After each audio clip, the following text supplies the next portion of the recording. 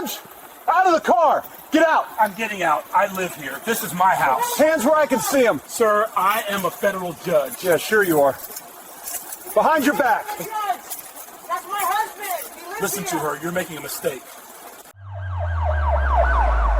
The red and blue lights cut through the darkness like knives, slicing apart what had been a perfectly ordinary Thursday evening. At 10:17 p.m. on a quiet residential street in the affluent Cedar Brook Estates subdivision, a black man in an expensive suit stood with his hands pressed against the hood of his own car.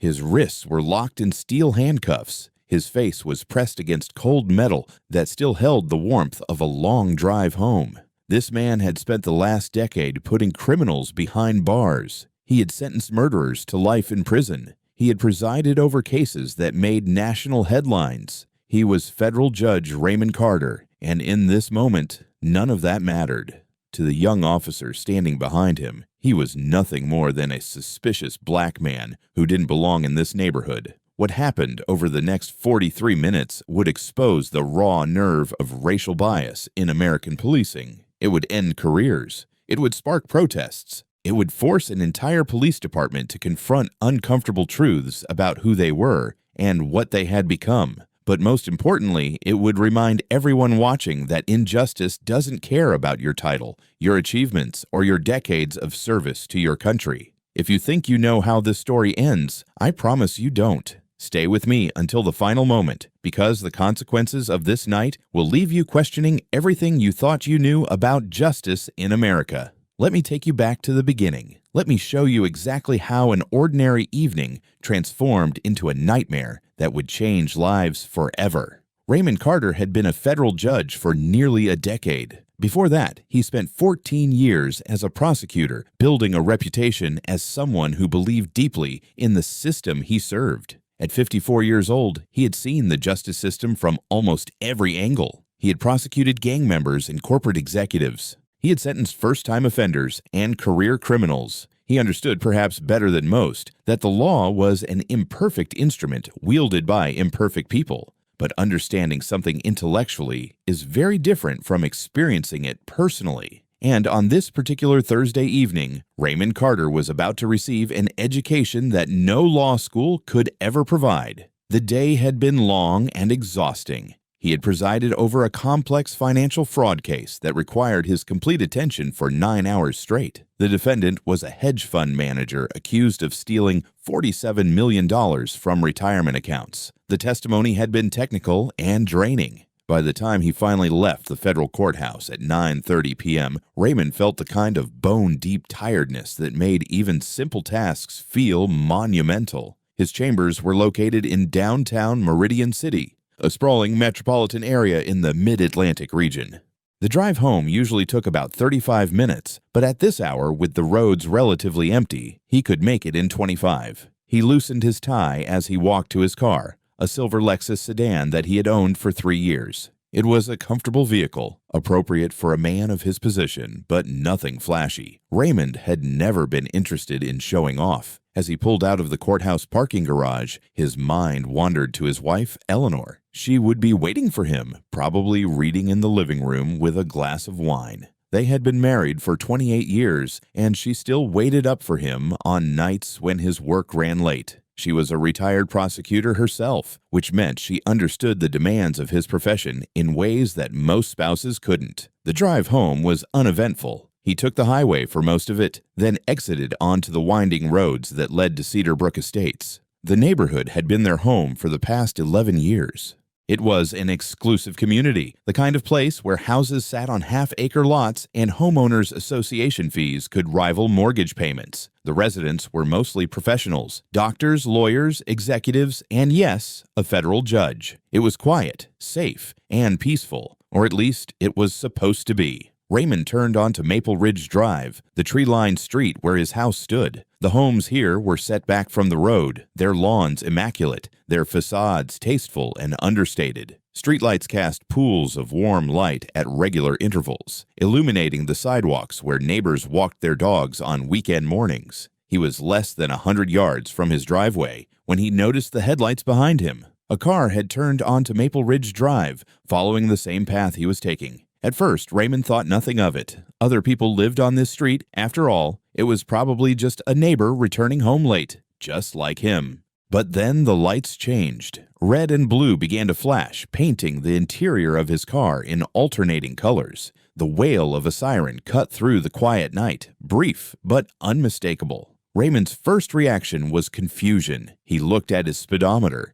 He was doing 22 miles per hour in a 25 zone. He had made a complete stop at the last intersection. His registration was current, his inspection sticker valid, his license plate properly illuminated. There was no reason for this stop. His second reaction was something he hated to acknowledge, even to himself. It was a familiar tension that settled into his shoulders, a wariness that had nothing to do with any traffic violation and everything to do with the color of his skin. Even after all these years, even after everything he had accomplished, there was still a part of him that felt a specific kind of anxiety when those lights appeared in his rearview mirror. He pushed the feeling down, reminding himself of who he was. He was a federal judge. He had done nothing wrong. This was probably just a routine check. Maybe a new officer who didn't recognize the neighborhood residents yet. It would be cleared up in a few minutes. Raymond pulled his car to the side of the road, stopping directly in front of his own house. He could see the lights on in the living room, the warm glow spilling through the windows.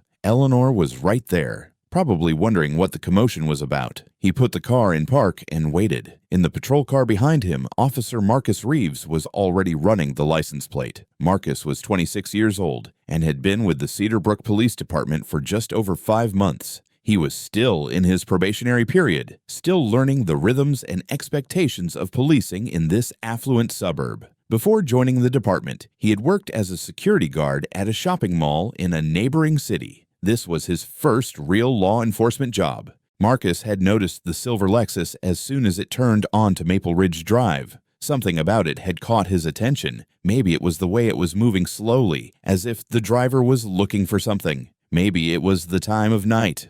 Or maybe, if he was being honest with himself, it was the brief glimpse he had caught of the driver when the car passed under a streetlight. There had been some car break-ins in the area recently. Nothing major, just some smashed windows and stolen electronics. But the residents had been complaining. Marcus had been told to keep an eye out for anything suspicious. And in his mind, this car qualified. The license plate came back clean. The vehicle was registered to a Raymond Carter at an address on this very street. But Marcus had already made up his mind. He was going to investigate. That was his job, after all. That was what good police work looked like. He stepped out of his patrol car, adjusting his duty belt as he walked toward the Lexus. The night was cool, somewhere in the low 50s, with a light breeze that rustled the leaves on the oak trees lining the street. In the houses on either side, lights began to flicker on. Curtains were being pulled aside. The neighborhood was watching. Raymond saw the officer approaching in his side mirror. He kept his hands on the steering wheel, visible and still. This was a habit born from decades of awareness, from countless conversations with other black men about how to survive a traffic stop. Keep your hands where they can see them. Don't make sudden movements. Be polite but firm. Know your rights but don't be confrontational. The fact that he had to think about any of this, that these strategies were burned into his consciousness like survival instincts, was something Raymond usually tried not to dwell on. Tonight, however, the irony was impossible to ignore. The officer appeared at his window, a flashlight in one hand. The beam swept across the interior of the car, lingering on the briefcase in the passenger seat. The judicial robe draped across the back seat, the face of the driver. Raymond noticed that the officer's other hand was resting on his holstered weapon, not gripping it, but touching it. Ready. "Good evening," Raymond said, his voice calm and measured. "Is there a problem, officer?" The officer didn't answer immediately. He was young, Raymond noticed. Very young. His face still had the softness of someone who hadn't yet been fully hardened by the world. His nameplate read, M. Reeves. "License and registration," Officer Reeves said. His tone was curt, clipped. There was no greeting, no explanation for the stop. Raymond nodded slowly. "My wallet is in my jacket pocket. I'm going to reach for it now. Is that okay?"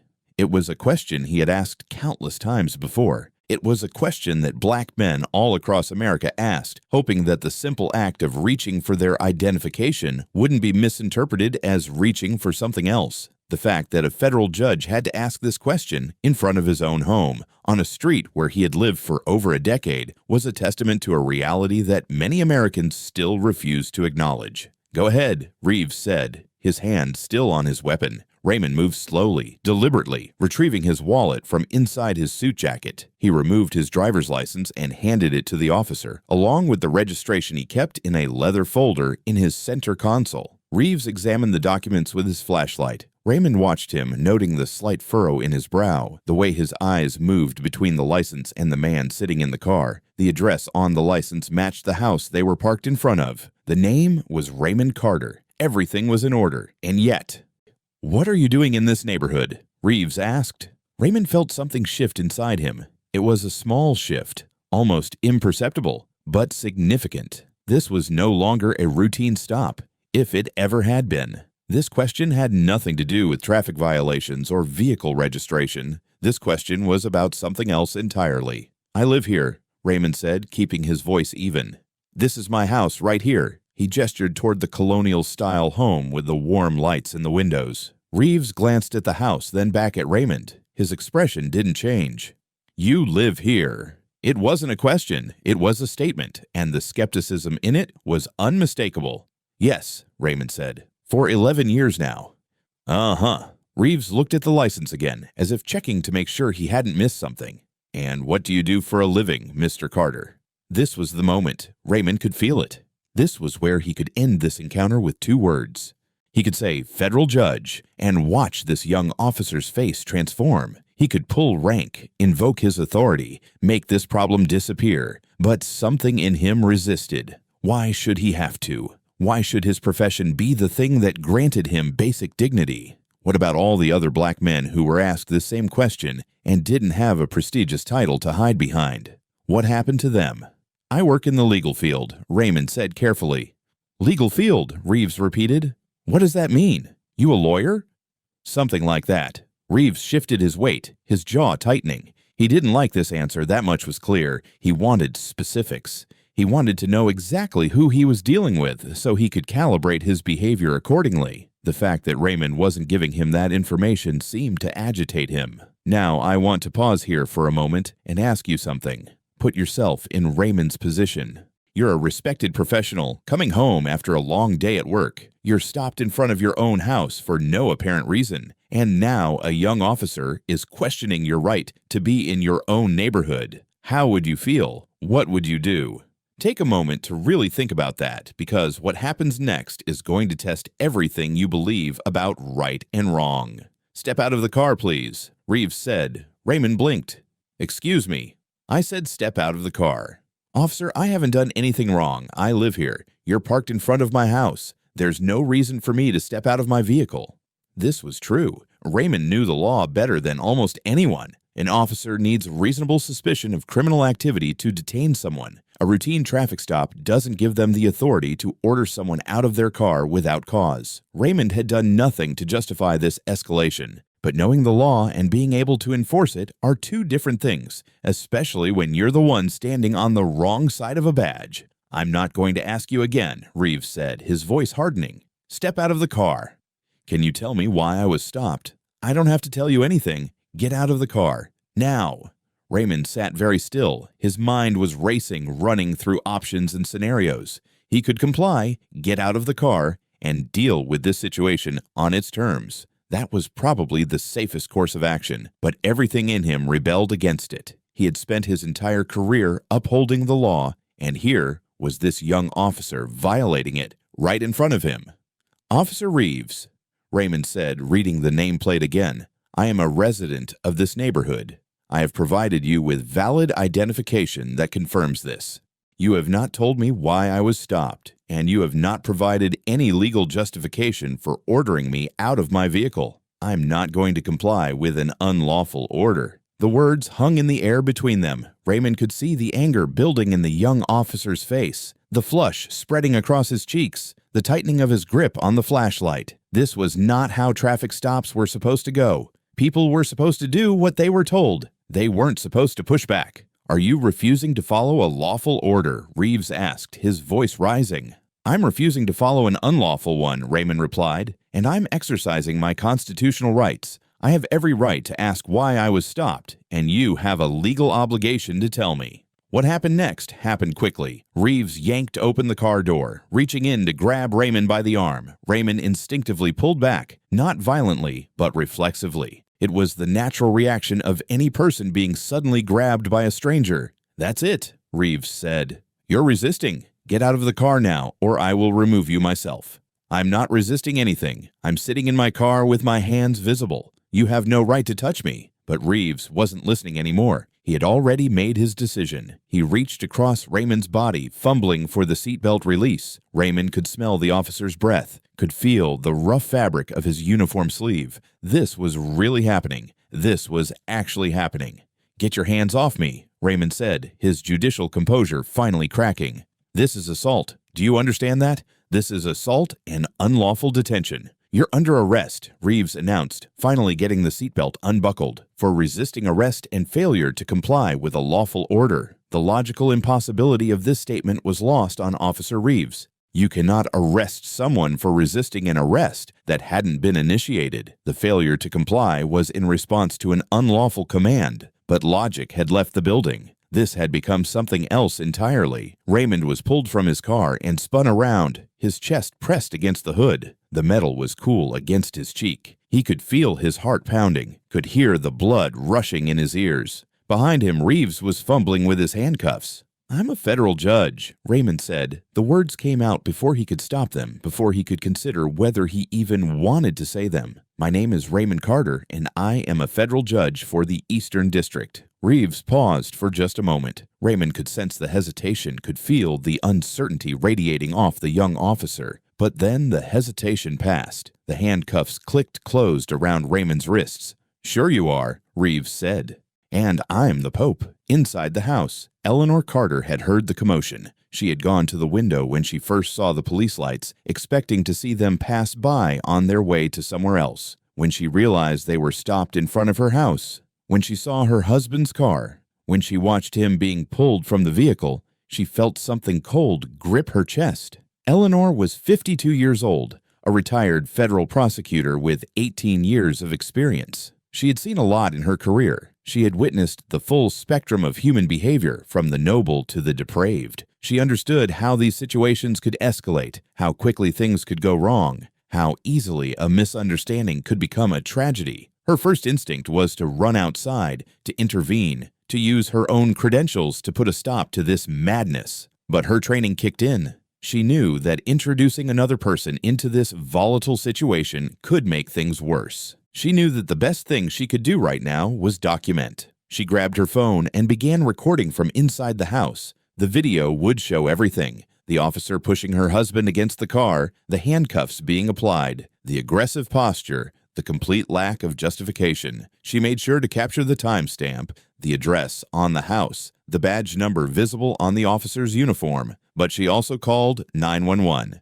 and as she made that call, requesting a supervisor be sent to her location immediately, she felt the bitter irony of the moment. She was calling the police to report the police. She was relying on the system to correct itself, even as that same system was grinding her husband beneath its heel. Outside, the situation continued to deteriorate. Raymond stood in handcuffs, his face pressed against the hood of his own car, while Officer Reeves patted him down. The officer found nothing except a cell phone, a money clip, and a set of keys. No weapons, no contraband, no evidence of any crime whatsoever. But then Reeves announced something that made Raymond's blood run cold. "I'm detecting the odor of marijuana coming from this vehicle." Raymond actually laughed. It was a short, sharp sound, completely devoid of humor. "That's impossible. There's no marijuana in this car. There's never been marijuana in this car."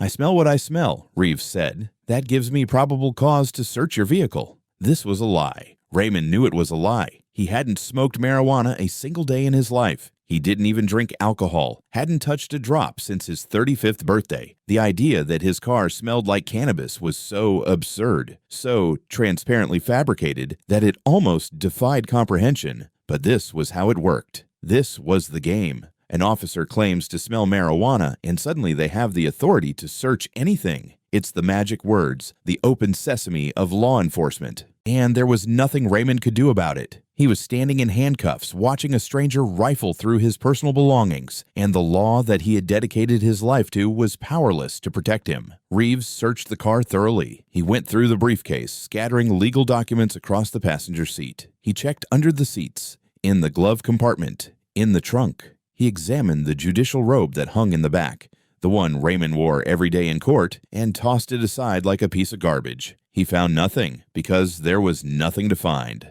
By this point, the neighborhood had fully awakened. Lights were on in half a dozen houses. People were standing on their porches, watching. Several of them had their phones out, recording the scene. Raymond recognized some of his neighbors. The Hendersons from next door, the Washingtons from across the street, old Mr. Patterson, who lived alone at the end of the block, Mrs. Henderson, a woman in her 60s who had lived in the neighborhood even longer than Raymond, stepped off her porch and began walking toward the scene. Her husband tried to stop her, grabbing her arm, but she shook him off. There was something in her face that Raymond recognized. It was the look of someone who had seen enough. "What in God's name is going on here?" Mrs. Henderson demanded, approaching Officer Reeves with the fearlessness of someone who had stopped caring about consequences. "That man is a federal judge. He lives right there. What do you think you're doing?" Reeves turned to face her, his hand moving back to his weapon. "Ma'am, you need to step back. This is a police matter." "A police matter?" Mrs. Henderson's voice rose in disbelief. "You've got an innocent man in handcuffs in front of his own home. I've known Raymond Carter for 11 years. He's one of the most decent people in this entire neighborhood. Whatever you think is happening here, you're wrong. Ma'am, I'm not going to tell you again. Step back, or you'll be arrested for obstruction." "Obstruction of what? Justice? Because from where I'm standing, you're the one obstructing it. Let me tell you something about Mrs. Henderson. Her name was Dorothy, and she had lived in Cedarbrook Estates since the neighborhood was first built. She had watched it grow from a construction site to a thriving community. She had seen neighbors come and go, had attended weddings and funerals, had brought casseroles to new parents and comfort to grieving widows. She was, in many ways, the conscience of the neighborhood, and she was white, which mattered in this moment more than it should have, because when Dorothy Henderson stood on that sidewalk and challenged Officer Reeves, she was doing so with a privilege that Raymond Carter did not have access to. She could raise her voice without fearing for her life. She could demand answers without being accused of resisting. She could be a witness in a way that others couldn't. If you appreciate stories that make you think, that challenge your assumptions about the world, I'd love for you to be part of this community. Hit that subscribe button and join us for more deep dives into cases that matter, because what happens next in this story is something everyone needs to see. The confrontation between Mrs. Henderson and Officer Reeves might have escalated further if not for the arrival of another vehicle. A second patrol car turned onto Maple Ridge Drive, its lights flashing, but its siren silent. It pulled up behind the first car, and a woman in a sergeant's uniform stepped out. Sergeant Victoria Chen had been with the Cedarbrook Police Department for 17 years. She was 45 years old, a veteran officer who had worked her way up through the ranks through a combination of competence, integrity, and an unwillingness to tolerate nonsense. She was also the supervisor on duty tonight, which meant that when Eleanor Carter's 911 call came through, she was the one who responded. Victoria had heard about Marcus Reeves. She had been hearing about him since his second week on the force. There had been 2 formal complaints already, both involving overly aggressive behavior during routine interactions, nothing that crossed the line into official misconduct, but concerning nonetheless. She had been monitoring him, waiting to see if the issues would resolve themselves or if intervention would be needed. It appeared that intervention would be needed. She surveyed the scene as she approached. The silver Lexus with its doors hanging open, the man in handcuffs pressed against the hood, the scattered documents and displaced judicial robe, the gathering crowd of neighbors with their cameras and their outrage. This was bad. This was very, very bad.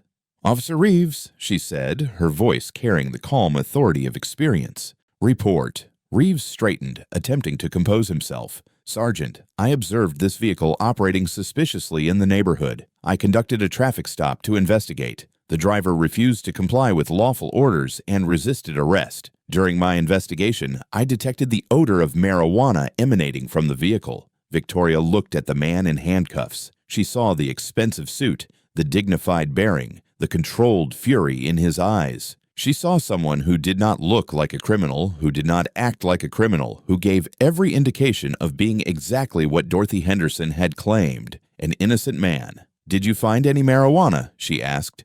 "No, but the odor was clearly present." "Uh-huh." Victoria turned to Raymond. "Sir, can you tell me your name and what happened here tonight?" Raymond lifted his head from the hood of the car. His cheek was red from being pressed against the metal. His wrists ached from the tight handcuffs. But when he spoke, his voice was steady. "My name is Raymond Carter. I'm a federal judge for the Eastern District. I was driving home from work when Officer Reeves initiated a traffic stop. He never told me why I was being stopped. He demanded that I exit my vehicle without legal justification. When I declined to comply with what I believed to be an unlawful order, he physically removed me from my car and placed me in handcuffs. He then conducted a search of my vehicle based on a fabricated claim of smelling marijuana. I've never used marijuana in my life. I don't drink alcohol. My car has never contained any controlled substances." Victoria absorbed this information. She looked at the house behind them, at the address visible on the mailbox. She looked at the driver's license that Reeves was still holding, at the address printed on it. She looked at the judicial robe lying crumpled in the back seat of the Lexus. "Officer Reeves," she said slowly, "did you run the plates on this vehicle before you initiated the stop?" "Yes, Sergeant." "And what did they come back as?" Reeves hesitated. "Registered to a Raymond Carter at this address." "At this address. The address we're standing in front of right now." "Yes." "And you still proceeded to detain Mr. Carter and search his vehicle." "I had reasonable suspicion that criminal activity was occurring. He was driving slowly, like he was casing the neighborhood, and he refused to comply with my orders." "What criminal activity were you suspecting exactly? What crime had been committed?" Reeves opened his mouth, then closed it again. He didn't have an answer. He had never had an answer. He had acted on instinct, on assumption, on something that lived in the shadows of his consciousness and shaped his perceptions in ways he probably couldn't even articulate. Victoria took a deep breath. She had been a police officer for a long time. She had seen good cops and bad cops. She had seen honest mistakes and deliberate misconduct. She had seen officers who genuinely wanted to serve their communities and officers who wore the badge for entirely different reasons. And she had seen this. She had seen young officers make decisions based on something other than evidence. She had seen the way certain people were treated differently than others, the way suspicion attached itself to some bodies more readily than to others. She had hoped that things were getting better, that the next generation would be different. But here she was, standing on a quiet street in an affluent suburb, watching a federal judge being humiliated in front of his own home. "Take off the handcuffs," she said. Reeves looked at her. "Sergeant, I placed him under arrest for resisting arrest and failure to comply." "There was no lawful arrest to resist. Take off the handcuffs. Now." "But he refused to get out of the car when I ordered him to." "You had no legal basis to order him out of the car. The stop was unlawful from the moment you initiated it. You detained a man without reasonable suspicion. You searched his vehicle without probable cause, and you fabricated evidence to justify your actions. Take off the handcuffs." For a long moment, Reeves didn't move. He stood there, his face cycling through emotions, anger, confusion, disbelief, and finally, something like fear. He was beginning to understand how badly he had miscalculated. He was beginning to see the consequences forming on the horizon. Slowly, reluctantly, he removed the handcuffs from Raymond's wrists. Raymond straightened, rubbing his wrists where the metal had dug in. He looked at Officer Reeves with an expression that was difficult to read. It wasn't anger, exactly. Although there was certainly anger there, it was something closer to sadness, or perhaps disappointment. The look of someone who had hoped for better and received worse. "Sergeant," Raymond said, turning to Victoria, "I want this officer's badge number and full name for my records. I will be filing a formal complaint with your department first thing tomorrow morning. I will also be consulting with attorneys regarding potential civil action." "That is absolutely your right, Judge Carter," Victoria replied. "And speaking frankly, I would do the same thing in your position. I want to apologize to you personally for what happened here tonight. This does not reflect the values of our department or the standards we strive to uphold. The question," Raymond said, "is what you're going to do about it." It was a fair question. Apologies were easy. Words cost nothing. The real measure of any institution is not how it responds to success, but how it responds to failure. And right now, the Cedarbrook Police Department was being measured. Officer Reeves is suspended immediately pending a full investigation, Victoria said. I'm recommending to the chief that his employment be terminated. What happened here tonight was not a mistake. It was not a misunderstanding. It was misconduct, plain and simple. And there will be consequences. Reeves made a sound, something between a protest and a gasp. Sergeant, you can't do this. I was just doing my job. I thought he was suspicious. I was trying to protect the neighborhood.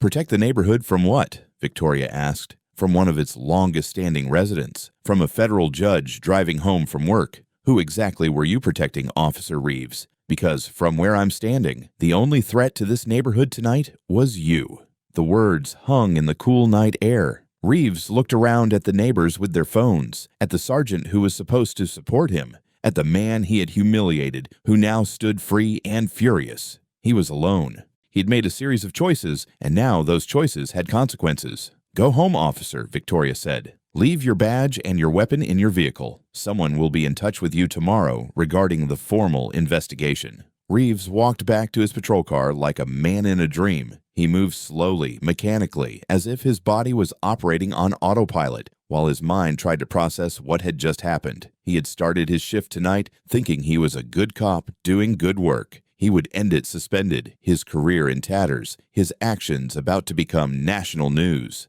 After he drove away, Victoria turned back to Raymond. The neighbors were still watching, still recording, but the tension had begun to dissipate. The crisis was over. Now came the aftermath. Judge Carter, she said, I know this doesn't undo what happened. Nothing can undo it. But I want you to know that I'm going to do everything in my power to make sure this doesn't happen to anyone else.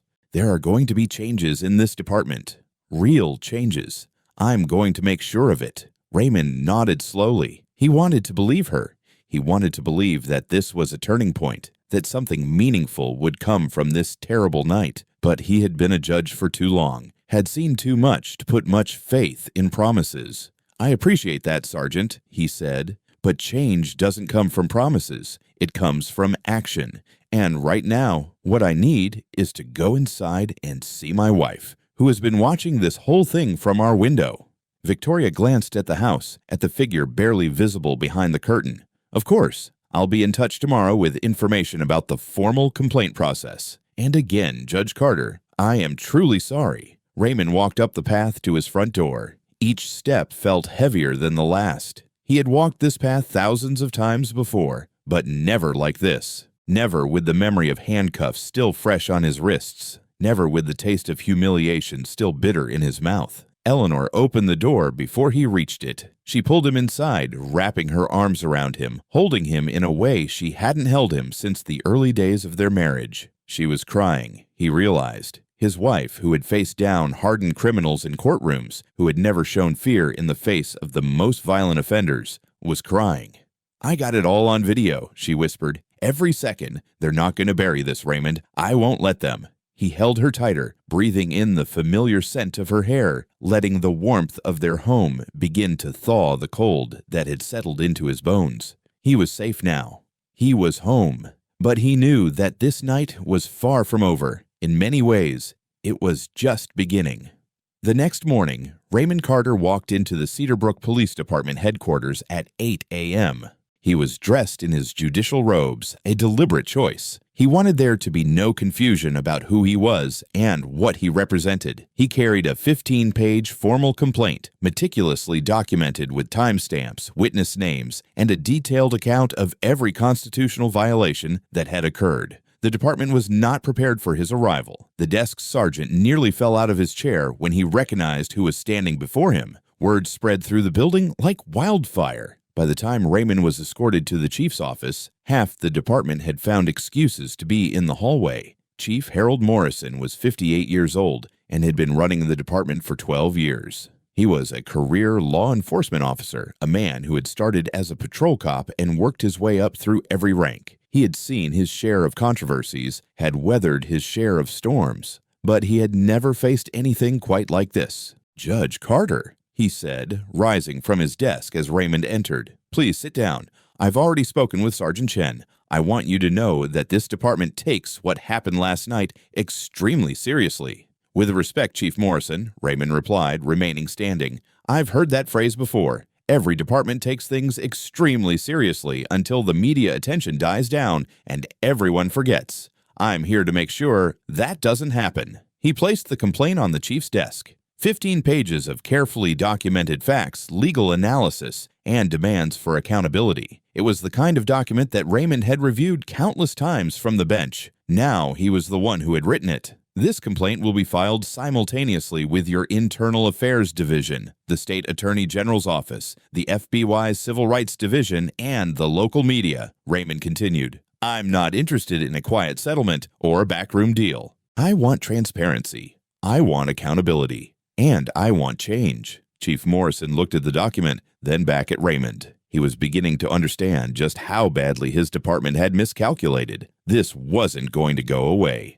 This wasn't going to be smoothed over with apologies and press releases. This was going to be a reckoning. "Officer Reeves has already been terminated," the chief said. "Effective this morning. His employment with this department is over." "That's a start," Raymond acknowledged. "But one officer being fired doesn't address the systemic issues that allowed this to happen.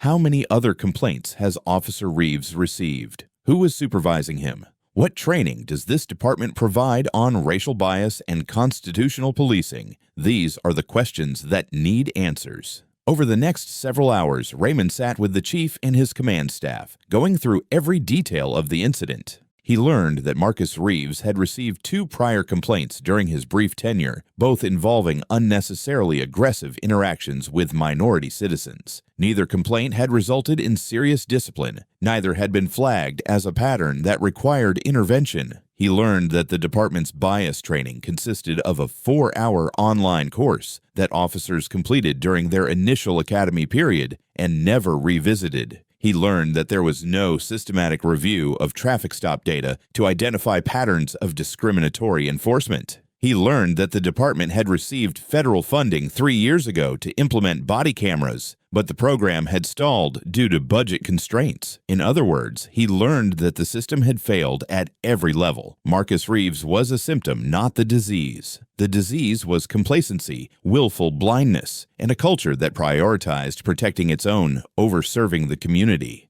By the time Raymond left the police department that afternoon, he had secured several commitments: an independent review of all complaints filed against officers in the past 5 years, mandatory bias training for every member of the department, full implementation of the body camera program within 6 months, and the creation of a civilian oversight board with real authority to investigate misconduct. Would these commitments be kept? Raymond wasn't naive enough to assume they would be. But he had created a paper trail, a record of promises made that could be referenced when the time came to hold people accountable, and he had made it clear that he would be watching. The story broke on the evening news that same day. A local reporter had obtained one of the neighbors' videos and managed to confirm the basic facts with department sources. By the next morning, it was national news. "Federal judge arrested in front of own home," read the headlines. The video went viral, viewed millions of times within the first 24 hours. News anchors and commentators debated the implications. Politicians issued statements condemning what had happened. Social media exploded with reactions ranging from outrage to denial. I want to ask you something at this point in the story. How do you think this should have been handled? If you were Chief Morrison, what would you have done differently? Drop your thoughts in the comments below. I read every single one, and I'm genuinely curious to hear your perspective on cases like this. The public reaction was divided, as it always is in cases touching on race and policing. Some people saw Raymond Carter as a hero, a man who had stood up for his rights and exposed a corrupt system. Others saw him as an agitator, someone who had escalated a routine traffic stop into a national controversy. A few even defended Officer Reeves, arguing that he was just a young cop trying to do his job in a dangerous world. But the facts were stubborn things. No matter how people tried to spin the narrative, certain realities remained unchanged. Raymond Carter had committed no crime.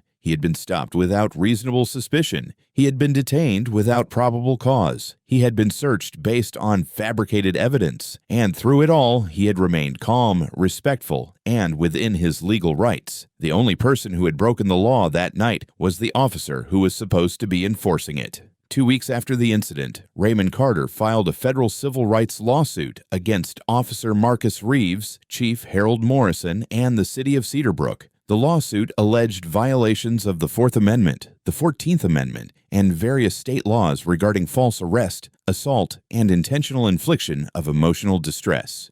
The damages sought were significant: compensatory damages for the physical and emotional harm Raymond had suffered, punitive damages to send a message about the consequences of misconduct, and injunctive relief requiring specific reforms to the department's policies and practices. But Raymond was clear in every interview that the lawsuit wasn't about money. He was donating any financial settlement to organizations working on police reform and civil rights. What he wanted was accountability. What he wanted was change. What he wanted was a world where no one else would have to stand in handcuffs in front of their own home simply because of the color of their skin. The lawsuit took 18 months to resolve. During that time, there were depositions, document productions, expert witnesses, and endless legal maneuvering. The city's attorneys fought hard, as they always do in these cases. They argued that Officer Reeves had made a reasonable mistake, that qualified immunity should protect him from liability, that the department's policies were adequate, even if individual officers failed to follow them. But the evidence was overwhelming. The video footage from multiple angles, the testimony of neighbors who had watched the entire incident unfold, the lack of any legitimate justification for the stop, the fabricated marijuana claim, the complete absence of any evidence supporting Officer Reeves's actions. In the end, the city settled. The terms were substantial: a 7-figure payment that Raymond immediately donated as promised, a formal apology read into the public record by the city council, and a consent decree requiring the department to implement a comprehensive list of reforms under federal supervision. Officer Marcus Reeves never worked in law enforcement again. He attempted to find jobs at several other departments, but was rejected each time. The incident had become too well known, the video too widely viewed. Eventually, he left the state entirely, trying to start over somewhere new. But here's the part that doesn't make it into the headlines. Here's the part that matters more than the lawsuit, or the settlement, or the reforms. It's what happened to the people involved in the months and years that followed. Raymond Carter continued serving as a federal judge, but something had changed in him. He had always believed in the justice system, had dedicated his life to making it work fairly for everyone. Now he understood, in a way he hadn't before, how easily that system could fail, how quickly the protections of the Constitution could evaporate when confronted by someone with a badge and a gun and a set of assumptions about who belonged where. He began speaking publicly about his experience. He gave lectures at law schools and police academies. He testified before Congress about the need for policing reforms. He used his platform to amplify voices that were often ignored, people who had been through similar experiences but didn't have the credentials or the connections to make their stories heard. Eleanor Carter returned to work, taking a position with a civil rights organization that focused on police accountability. She brought her prosecutorial skills to bear on the other side of the system, investigating complaints and advocating for victims of misconduct. It was a different kind of law enforcement than she had practiced before, but it felt like a natural continuation of her career. Dorothy Henderson, the neighbor who had confronted Officer Reeves that night, became something of a local celebrity. She was interviewed by news programs, profiled in magazines, held up as an example of what it meant to be an ally. She didn't seek the attention, but she accepted it because she believed the message was important. White people, she argued, had a responsibility to speak up when they saw injustice. They couldn't just be passive observers. They had to be active participants in the work of change. Sergeant Victoria Chen was promoted to lieutenant, then captain. She became the face of the department's reform efforts, the one who showed up at community meetings and took responsibility for past failures. It wasn't an easy job. Many in the department resented the changes, saw them as an attack on police officers everywhere. But Victoria understood that reform wasn't about blaming individual cops. It was about creating systems that supported good policing and identified bad policing before it could cause harm. And what about Marcus Reeves? What happened to the young officer whose decisions that night set all of this in motion? The official narrative is that he was a bad apple, a rogue officer whose personal biases led him to abuse his authority. And there's truth to that narrative. Marcus Reeves made choices that night that were wrong. He treated a human being as a suspect simply because of how that human being looked. He escalated a non-existent situation into a constitutional crisis. He lied about smelling marijuana to justify an illegal search. These were his choices, and he bears responsibility for them. But the unofficial narrative is more complicated. Marcus Reeves was a product of a system that had failed him too. He received inadequate training. He was given insufficient supervision. He worked in a culture that tolerated, perhaps even encouraged, the kind of aggressive policing that he displayed that night. He was 26 years old and 5 months into a career that had given him a gun, a badge, and enormous power over other people's lives without giving him the tools to wield that power responsibly. This doesn't excuse what he did. Nothing can excuse it, but it does suggest that firing Marcus Reeves, while necessary, was never going to be sufficient. The problem wasn't just one officer. The problem was the entire structure that had produced him. 3 years after the incident, the Cedar Brook Police Department completed its consent decree requirements. Federal monitors certified that the required reforms had been implemented. Comprehensive bias training, body cameras on every officer, civilian oversight, regular audits of stop and search data. The department was released from federal supervision and allowed to govern itself once again. Did the reforms work? That's a complicated question. The data suggested improvement. Complaints against officers decreased. Use of force incidents went down. Community surveys showed increased trust, particularly among minority residents. By most objective measures, the department was better than it had been. But Raymond Carter, when asked about this progress, always gave the same answer. Better is not the same as good, he would say, and good is not the same as just. We're on a journey, and we've taken some important steps, but we're not there yet. We may never be there. The work continues. He was right, of course. The work does continue. It continues in Cedar Brook and in every other city and town across America. It continues every time an officer makes a decision about who to stop and who to let pass. It continues every time a citizen decides whether to speak up or stay silent. It continues every time any of us confronts our own assumptions about who belongs where and who deserves what. The night that Raymond Carter was arrested in front of his own home was a tragedy. There's no other word for it. A man who had dedicated his life to justice was subjected to the most fundamental injustice imaginable. His dignity was stripped away. His rights were violated. His faith in the system he served was shaken to its foundation. But from that tragedy came something else. A conversation, a reckoning, a recognition that things had to change. Not enough change, perhaps. Not fast enough, but change nonetheless. And that's the thing about justice. It's not a destination. It's a direction. It's not something you achieve once and then forget about. It's something you have to keep pursuing every single day in every decision you make and every action you take. Raymond Carter understood this better than most. He understood it because he had seen the system from the inside as a prosecutor and a judge. And he understood it because he had seen the system from the outside as a black man standing in handcuffs, wondering if he would make it home alive. As I finish telling you this story, I want to leave you with a question. Not about Raymond Carter, but about you.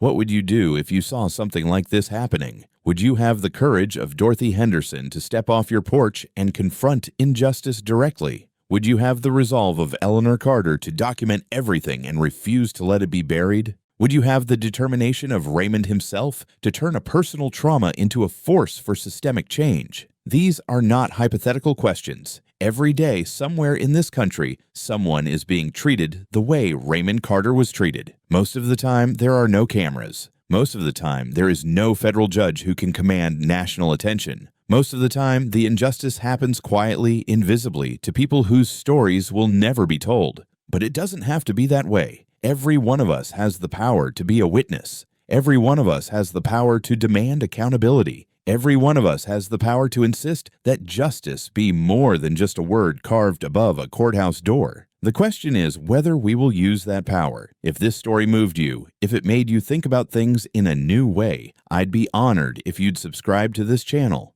There are so many more stories like this one, stories of courage and injustice, of ordinary people doing extraordinary things. Hit that subscribe button and that notification bell so you don't miss any of them. And please, leave a comment below. Tell me what you thought of Raymond Carter's story. Tell me whether you think justice was served. Tell me what you would have done differently, or what you hope to do better in your own life. Every comment is a conversation, and every conversation is a step toward the change we need. This was the story of a judge who became a defendant, a man who upheld the law and then was failed by it. It's a story that ends not with a period, but with a question mark, because the real ending hasn't been written yet. The real ending depends on all of us.